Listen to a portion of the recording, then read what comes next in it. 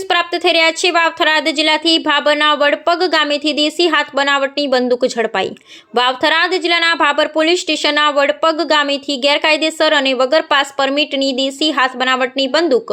1 અને ધાતુના છરા 8 સહિત કુલ કિંમત ₹55,080 નો મુદ્દામાલ પકડી પાડ્યો। દિયોદર પોલીસ સ્ટેશનના ધ્રાડવ ગામે 5 નીલગાયનો શિકાર કરી મૃત્યુ નિપજાવેલનો ફોરેસ્ટ વિભાગમાં દાખલ થયેલ ગુનો ગણતરીના દિવસોમાં શોધી કાઢતી એસઓજી શાખા તથા પેરોલ ફ્લો સ્ક્વોડ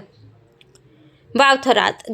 જેમાં પેરોલ ફ્લો સ્ક્વોડના સ્ટાફના માણસો ભાભર પોલીસ સ્ટેશન વિસ્તારમાં પેટ્રોલિંગમાં હતા। તે દરમિયાન ખાનગી રાહે બાતમી મળેલ વન્ય પ્રાણી 5 નીલગાયનો શિકાર કરી મૃત્યુ નિપજાવનારા આરોપીઓ ઝુમા રમઝાન સિંધી અને વલી સુમાર સિંધી બંને હાલ રહે રાણીસર તાલુકો સાંતલપુર જિલ્લો પાટણ ભાભર પોલીસ સ્ટેશન વિસ્તારના વડપગ ગામની